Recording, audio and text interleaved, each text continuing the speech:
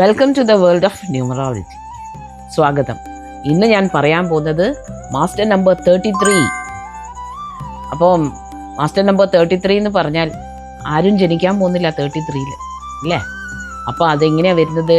Destiny number അല്ലെങ്കിൽ life path number. അതെങ്ങനെയാണ് കണ്ടുപിടിക്കുക? നമ്മളെ ഡേറ്റ് ഓഫ് ബർത്ത് ഇല്ലേ, അത് ആഡ് ചെയ്യുക. ഇപ്പോൾ ഫോർ എക്സാമ്പിൾ 23/9/1981. അപ്പം 2 + 3 + 9 + 1 + 9 + 8 + 1 ഇത് ചേർക്കുമ്പോൾ 33 ആയി. അങ്ങനെ 33 വന്നാൽ എന്താ? അത് മാസ്റ്റർ നമ്പർ കണക്കാക്കിയിട്ട് 11-ൻ്റെയും 22-ൻ്റെയും പൊട്ടൻഷ്യൽ പവറാണ് അവർക്ക് കിട്ടുന്നത്. അവരേ മാസ്റ്റർ നമ്പേഴ്സാണ് ഏത്? 11-ഉം 22-ഉം. അപ്പോൾ ഇവർ ആ ലെവലിലായിരിക്കും ഉണ്ടാവുക.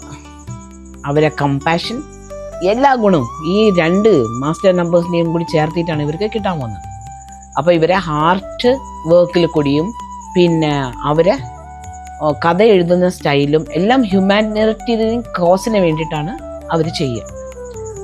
അത് ആർട്ടിൽ കൂടി ആവാം, ഇല്ലെങ്കിൽ റിസർച്ചിൽ കൂടി ആവാം. അപ്പോൾ ഫോർ എക്സാമ്പിൾ ആൽബർട്ട് ഐൻസ്റ്റൈൻ, മൂപ്പരെ ലൈഫ് പാത്ത് നമ്പറും 33 ആയിരുന്നു. പിന്നെ എനിക്കറിയുന്ന ഒരു ആക്ട്രസ് സോണാക്ഷി സിൻഹയാണ്. പിന്നെ ഇതിൻ്റെ പ്രത്യേകത എന്താ വെച്ചാൽ ഇവരെ വേ ഓഫ് ലിവിങ് ഇല്ലെങ്കിൽ അവരെ തോട്ട് മറ്റുള്ളവർക്ക് മനസ്സിലായിക്കൊള്ളണമെന്നില്ല. അവരെ വേറെ എന്തോ ഒരു ജീവിനെ പോലെയാണ് മറ്റുള്ളവരൊക്കെ കാണുക. കാര്യം ഇവരെ ആ വേ ഓഫ് തോട്ട് ഇവർക്ക് കിട്ടില്ല. അവർ ഹയർ ലെവലിലുള്ള ആൾക്കാരാണ്, അവർ പവർഫുള്ളാണ്. അപ്പോൾ എന്താ പറ്റുക? ഇവരെ പങ്കാളിനെ തിരഞ്ഞെടുക്കുമ്പോൾ വളരെ സൂക്ഷിക്കണം. ഇവർക്ക് പറ്റിയ പങ്കാളികൾ ഏതിലാ വരിക? ലൈഫ് പാത്ത് നമ്പർ 6, 2, പിന്നെ മാസ്റ്റർ നമ്പേഴ്സ് 11 ആൻഡ് 22 ഇങ്ങനെ ജനിച്ച ആൾക്കാർ. പിന്നെ ഒന്നും കൂടി ഉണ്ട്, ലൈഫ് പാത്ത് നമ്പർ 9-ഉം ഇവർക്ക് സൂപ്പറാണ്. അവർക്ക് എങ്ങനെയാണ് സൂപ്പറാവുന്നതെന്ന് വെച്ചാൽ ഇവരെ ആങ്കർ ഇടുന്ന മതി, എന്ന് വെച്ചാൽ നങ്കൂരം ഇട്ടിട്ട് സപ്പോർട്ട് കൊടുക്കുകയാണ്. ഇവരെ കമ്പാഷൻ അവർ സൈഡിലുള്ളത് അവരത് മനസ്സിലാക്കും. ഇയാൾ ഇങ്ങനെയാണ്, നമ്മൾ ഇവരെ സപ്പോർട്ട് ചെയ്യണം.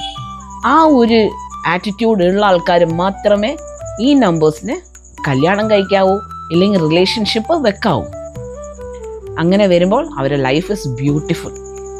അപ്പോൾ അടുത്ത വീഡിയോയിൽ കാണാം. ലൈക്ക് ചെയ്യുക, സബ്സ്ക്രൈബ് ചെയ്യുക. Thank you.